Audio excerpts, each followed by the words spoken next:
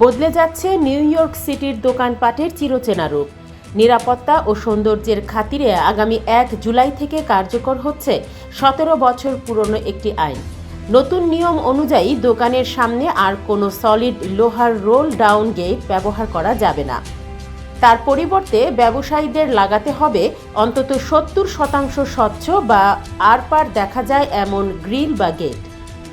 আইন কার্যকরের সময়সীমা ঘনিয়ে আসায় গেট নির্মাতা প্রতিষ্ঠানগুলোতে অর্ডার হু হু করে বাড়ছে। তবে নতুন গেট লাগানোর অতিরিক্ত খরচ কিভাবে মেটাবেন তা নিয়ে চরম দুশ্চিন্তায় পড়েছেন অর্থনৈতিক সংকটে থাকা ক্ষুদ্র ব্যবসায়ীরা। গেট নির্মাতারাও বলছেন, পুরো গেট পরিবর্তন করা বা বিদ্যমান নিরেট গেটে পাঞ্চ করা সাধারণ দোকানদারদের জীবিকায় নেতিবাচক প্রভাব ফেলবে।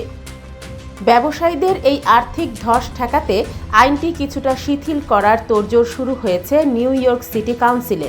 ব্রোঙ্কসের কাউন্সিল মেম্বার আলথিয়া স্টিভেন্স একটি নতুন বিল উত্থাপন করেছেন।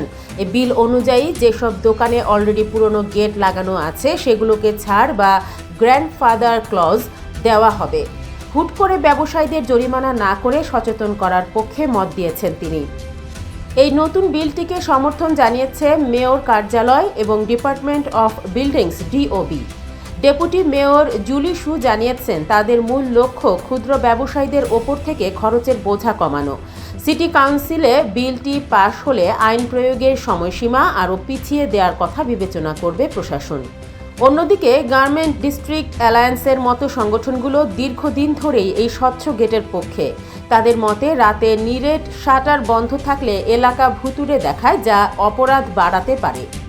তবে ঢালাওভাবে জরিমানা না করে ব্যবসায়ীদের মানিয়ে নেওয়ার জন্য অন্তত 1 বছরের বাড়তি সময় বা গ্রেস পিরিয়ড দেওয়ার পক্ষে মত দিয়েছেন তারাও। নিরাপত্তার আধুনিকায়ন নাকি ক্ষুদ্র ব্যবসায়ীদের অস্তিত্ব রক্ষা? সিটি কাউন্সিলের আগামী সিদ্ধান্তের ওপরই এখন নির্ভর করছে নিউ ইয়র্কের ব্যবসায়ীদের ভাগ্য। Desk news, time television, new York.